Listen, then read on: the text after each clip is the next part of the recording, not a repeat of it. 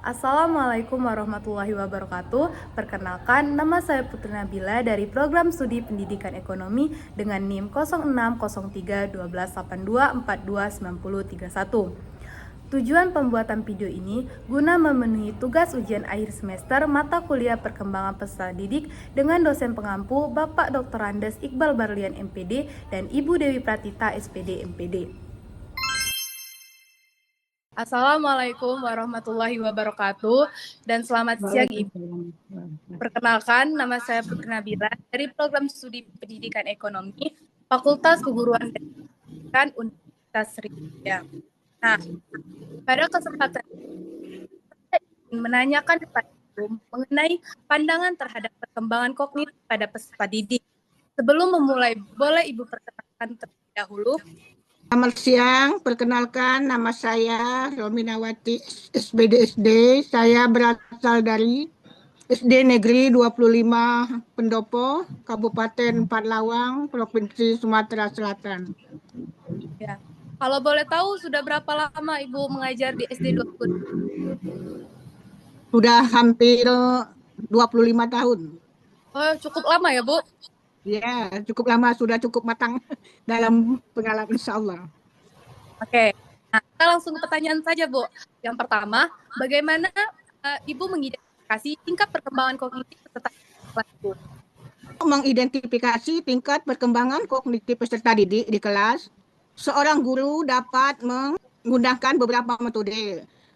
Misalnya seperti mengamati perilaku dan respon siswa, memberikan pertanyaan yang menantang, serta memanfaatkan berbagai jenis evaluasi seperti observasi tugas tertulis dan pertanyaan lisan. Adapun media interaktif dan pembelajaran kolaboratif yang dapat merangsang pengalaman belajar yang lebih dinamis dan interaktif. Itu saja kemungkinan yang dapat Ibu berikan. Terima kasih ya, Bu.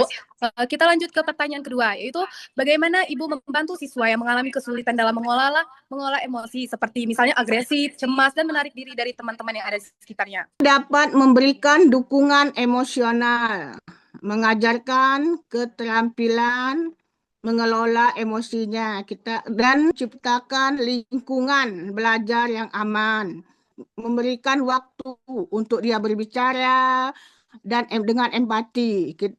Jangan kita menghakimi anak tersebut. Kemudian kita berikan dukungan emosional.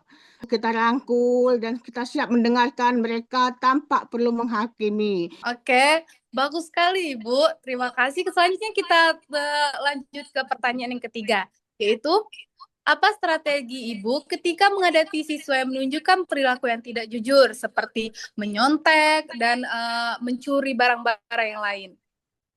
Untuk menghadapi siswa yang menunjukkan perilaku tidak jujur, seperti suka menyontek atau kurang empati, yang pertama sekali kita perlu menerapkan strategi yang komprehensif yang mencakup pencegahan. Kemudian kita menanamkan nilai kejujuran sejak dini melalui berbagai cara, memberikan edukasi tentang dampak mencontek. Kita berikan yang sebabnya akan dengan adanya mencontek itu akan ada dampak bagi diri sendiri, akan merugikan diri sendiri maupun orang lain. Dan kita berikan belajar dia bertanggung jawab, belajar dia mengelola kejujurannya, kita berikan tanggung jawab. Sekarang kita ke pertanyaan terakhir, Ibu. Pertanyaan terakhirnya itu adalah apa langkah-langkah konkret yang Ibu ambil ketika menemukan siswa dengan keterlambatan perkembangan seperti keterlambatan perkembangan kognitif, sosial, dan moralnya? Boleh Ibu dijawab. Ketika kita menemukan siswa dengan keterlambatan perkembangan kognitif, sosial, dan emosi, langkah-langkah pertama adalah kita mengidentifikasi. Kita identifikasi dulu jenis keterlambatannya dan penyebabnya. Kemudian kita diperlukan pendekatan individual secara individual yang melibatkan konsultasi dengan orang tua, pemberian stimulasi yang tepat, dan memperhatikan perilaku siswa di kelas dan dalam kegiatan belajar mengajar. Dari situ kita dapat lihat kemampuan anak, kemudian interaksi dengan teman, dan respon terhadap perintah atau pertanyaan yang kita berikan. Diskusikan dengan orang tua, bila perlu konsultasikan dengan para ahli, misalnya psikiater ya, psikolog. Nah, bila perlu kita tanya bagaimana kalau sudah terlampau parah, kita konsultasikan dengan psikolog bagaimana cara jalan keluarnya untuk mencari solusi yang lebih baik lagi. Terakhir kita evaluasi kemajuan siswa secara berkala. Kita lihat, kita evaluasi dan sesuaikan rencana interaksi jika diperlukan. Demikian yang Ibu tahu, yang Ibu pahami. Semoga ini bisa membantu. Oke, terima kasih Bu sudah menjawab pertanyaan yang saya berikan. Saya banyak-banyak terima kasih kepada Ibu sudah membantu saya dalam mengerjakan ujian akhir semester saya. Saya ucapkan terima kasih.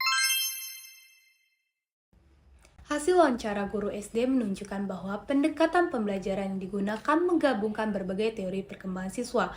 Pertama, pengamatan perilaku siswa, pertanyaan menantang, dan evaluasi dinamis mencerminkan teori Piaget tentang perkembangan kognitif. Kedua, pembelajaran kolaboratif dan media interaktif sesuai dengan Vygotsky yang menekankan interaksi sosial. Dukungan emosional yang diberikan menunjang teori sosial emosional Erikson yang penting untuk di lingkungan belajar yang aman. Upaya pencegahan kecurangan berhubungan dengan teori moral Kohlberg yang membangun kesadaran moral siswa. Pendekatan individual yang diungkapkan menunjukkan prinsip pendidikan inklusif berdasarkan teori ekologi Bronfenbrenner secara keseluruhan.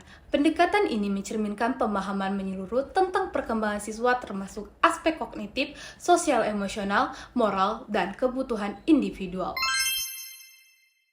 Bagi guru, video ini berfungsi sebagai panduan praktis dalam menerapkan teori perkembangan ke dalam praktik mengajar. Ini mencakup aspek seperti diferensiasi pelajaran, pendekatan sosial emosional, dan penanganan isu moral serta keterlambatan perkembangan. Video ini menegaskan peran guru sebagai fasilitator yang adaptif, bukan sekedar pengajar akademik, melainkan juga sebagai pendukung perkembangan holistik siswa. Bagi orang tua, video ini memberikan wawasan mengenai pentingnya bekerja sama dengan pihak sekolah, terutama dalam menangani keterlambatan perkembangan dan pembentukan karakter anak. Ini juga memperkuat kesadaran bahwa dukungan emosional yang diberikan di rumah menjadi pondasi utama kesiapan belajar anak. Baiklah, itu yang dapat saya sampaikan. Saya akhiri. Wassalamualaikum warahmatullahi wabarakatuh.